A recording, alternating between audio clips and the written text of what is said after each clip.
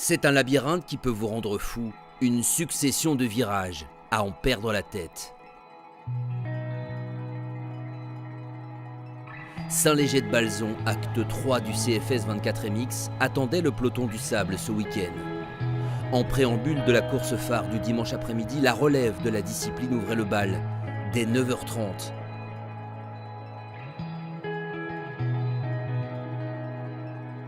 « 45 espoirs, 45 envies de s'amuser et de donner le meilleur de soi. »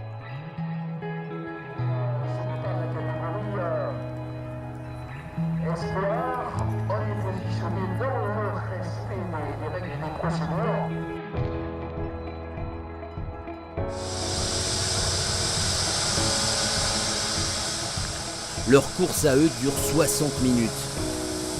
Pendant les 30 premières, en tête de la course, on a rejoué le scénario de Lune Plage. TJ Chrisman, le Français, parti en tête, face à Junior Ball, le Belge, nouveau venu sur le CFS. Dans le Nord, le duel avait tourné à l'avantage du premier, mais cette fois-ci, ce sera l'inverse, et sans qu'il y ait besoin d'utiliser la photo finish. Sur sa KTM, le jeune Belge se montre bien plus rapide. Chrisman est repoussé à plus de 40 secondes au final, suffisant néanmoins pour conserver sa seconde place devant l'ancien champion de France mini-vert Quentin Marc Prunière qui finit 3e. Première féminine, Flavie Lobédé finit la course en 27e position. À 3 tours du vainqueur, Junior Ball.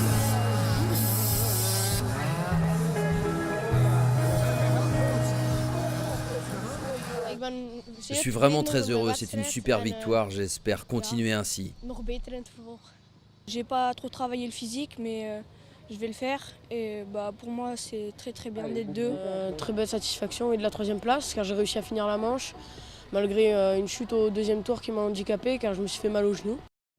Au classement général du championnat, Junior Ball accentue un peu plus son avance sur ses premiers poursuivants.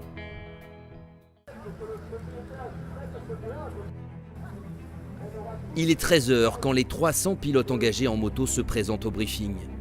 La plupart connaissent déjà le tarif. Le sable noir qui colle et qui aveugle. C'est 2h30 quasiment sans répit.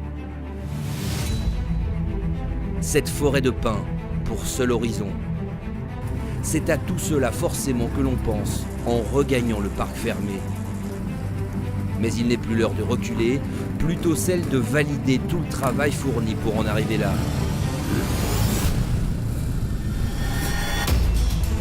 Que l'on soit en première ligne ou en dernière. La ligne droite du départ, légèrement raccourcie pour offrir un premier virage moins périlleux, est avalée à pleine vitesse par les ténors. Camille Chapeliat réalise le all shot, suivi de près par Jeffrey De Wulf, Axel Van de Sande, Maxime Saut et Milko Petitsek. Derrière, forcément, c'est sauf qui peut.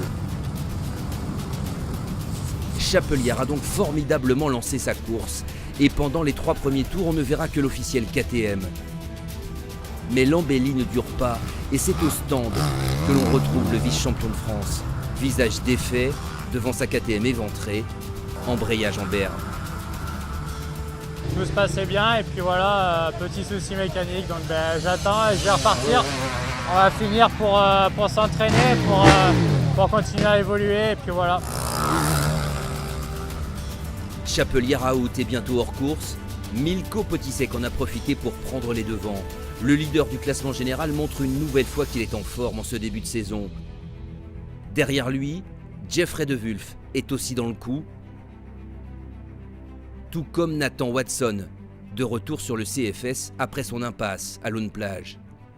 Petit à petit, un trio de têtes se dessine, dont ne fait pas partie Jentel Martens. L'officiel Husqvarna a rejoint son stand après avoir lourdement chuté. La machine est abîmée et le bonhomme aussi. Le sable, on le sait, est sans pitié pour les pilotes affaiblis. Jentel Martens se repartira enfin avant d'abandonner. Les stands se transforment en cimetière. La Kawa de Timothée Florin, elle aussi, a rendu l'âme. Survivre, C'est certainement ce que dit Jos Salfranc à Maxime Després qui découvre les lieux. L'officiel Honda SR terminera finalement 10e, soit 2 places derrière son coéquipier Stéphane Wattel. C'est bien, mais pas encore suffisant pour un team encore en construction en ce début de saison. Un team qui a perdu le Bulgare Petar Petrov, parti poursuivre sa saison sable chez les Belges de KTM North Europe Racing. Changement d'écurie, mais toujours la même vitesse pour le pilote de GP qui terminera 4e. Derrière lui, on retrouve le jeune Maxime Saut, toujours aussi brillant et qui signe son meilleur résultat cette saison.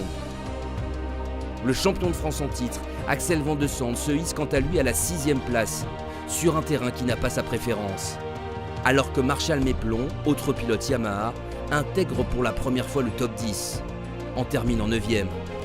Une vraie performance, tout comme celle de Jérémy Auquier, 7e au final sur sa KTM, après avoir longtemps flirté avec le top 5. Chez les féminines, Elsa Galland aura mené une bonne partie de la course avant d'être rattrapée sur la fin par Mégane Lombard, qui conforte sa place de leader de la catégorie après 3 épreuves. Devant, ils ne sont plus que 4 à rouler dans le même tour pour la gagne.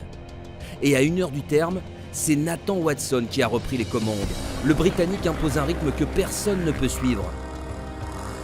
Milko Potisek l'a bien compris et intelligemment préserve sa seconde place. Il franchira la ligne 2 minutes derrière le vainqueur, alors que Jeffrey De Wulf, une nouvelle fois 3e, finira à plus de 6 minutes. Derrière ce trio, cruelle désillusion pour Damon Martens. Le Belge doit abandonner dans le dernier tour alors qu'il tenait sa 4e place. Un extra lap fatal pour l'officiel Yamaha et une grosse perte de points pour le championnat. Watson s'impose donc pour la première fois de la saison, son 2e podium après celui décroché à Berck.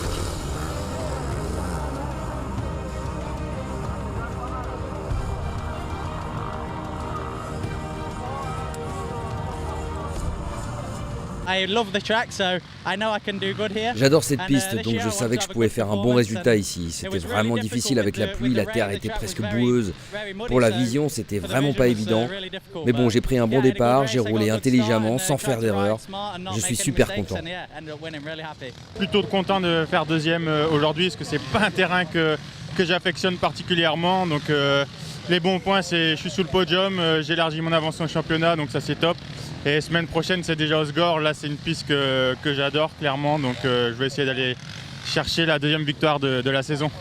Le rythme, c'était pas mauvais. Mais après, j'ai fait une erreur. J'ai tombé avec un autre.